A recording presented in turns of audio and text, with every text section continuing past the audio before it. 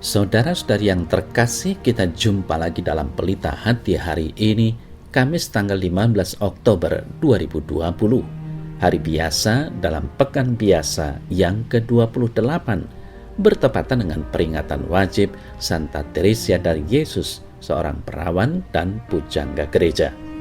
Bersama saya Romo Thomas Suratno SC dari Paroki Cilandak, Jakarta Selatan, mendengar dan merenungkan sabda Tuhan, yakni firman Tuhan yang tersurat di dalam Injil Lukas bab atau pasal 11 ayat 47 sampai dengan ayat 54. Sekali peristiwa, tatkala duduk makan di rumah orang Farisi, Yesus berkata, "Celakalah kamu, sebab kamu membangun makam nabi-nabi, padahal nenek moyangmu telah membunuh mereka. Dengan demikian kamu mengaku bahwa kamu membenarkan perbuatan-perbuatan nenek moyangmu, sebab mereka telah membunuh nabi-nabi itu dan kamu membangun makamnya.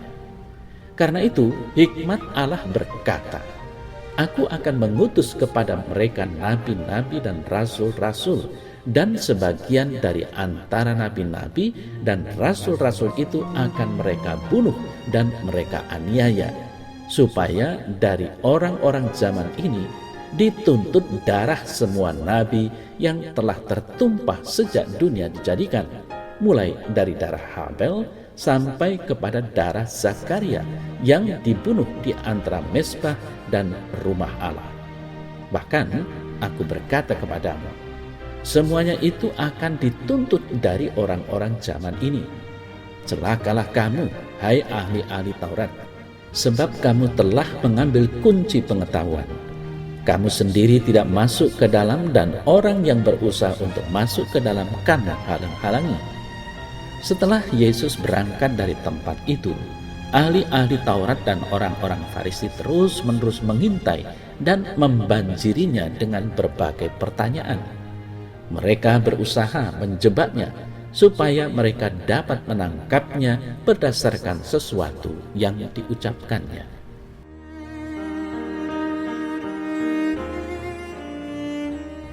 Saudara-saudari yang terkasih, dalam warta Injil hari ini, Yesus tampil dengan garang.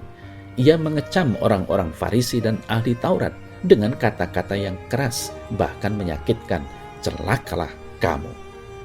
Kata-kata ini tidak hanya bernada mengecam, namun juga ada nada mengutuk. Yesus bersikap tegas terhadap kesalahan.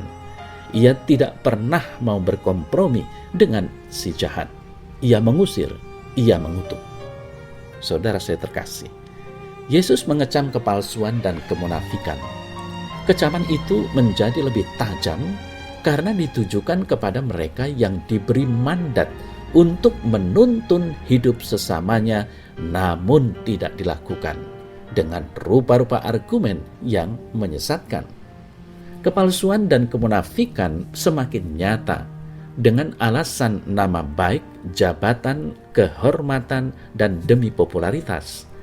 Kepalsuan berarti menutupi apa yang seharusnya dinyatakan adanya atau tidak menampilkan diri sejatinya. Sementara kemunafikan menyata dalam sikap, bicara, dan tindakan seolah-olah suci, tetapi kenyataannya tidak sesuai dengan apa yang dikemukakan. Terhadap sikap demikian, kecaman Yesus menjadi aktual dan mendalam. Sikap dan tindakan hidup hendaknya didasari oleh iman. Iman mendorong kita untuk berbuat kebaikan dan memberikan kehidupan bagi sesama. Saudara-saudara terkasih, peringatan Yesus terhadap kaum Farisi amatlah tegas dan keras. Mereka membunuh para nabi, tidak menerima pesan mereka, tidak bertobat, dan perilaku ini sesuai dengan perilaku leluhur mereka. Mereka menerima tanggung jawab dan penolakan dan penyingkiran Yesus Kristus. Mereka buta karena kecongkaan mereka terhadap pengetahuan akan kitab suci. Mereka menutup mata terhadap kebenaran Yesus Kristus yang memperjuangkan amanat kitab suci tersebut. Saudara saya yang terkasih, orang yang menutup diri terhadap kebenaran bisa jadi juga akan menjadi penghalang bagi orang lain yang sungguh mau mencari kebenaran. Kita disadarkan agar tetap terbuka terhadap sapaan Allah dan terutama siap untuk membuka kemungkinan karya Allah yang mau menyapa orang lain. Bagaimana keterbukaan seperti itu dapat kita usahakan dalam kehidupan kita? Saudara saya terkasih, Yesus mengajak mereka yang mau hidup takwa untuk bercermin dalam hikmah kehidupan. Tidak banyak artinya membangun monumen untuk para nabi dan mengabaikan pesannya.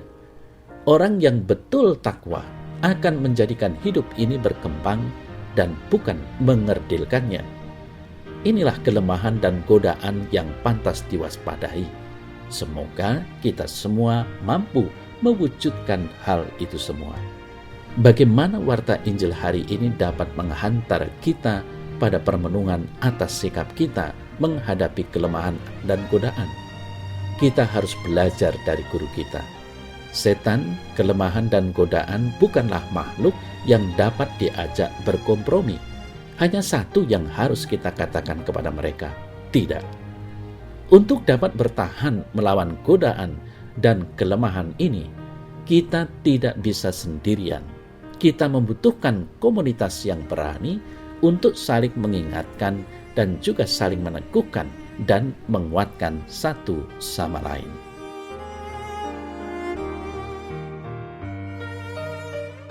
Ya Tuhan Yesus, aku bersyukur dan berterima kasih atas peringatanmu.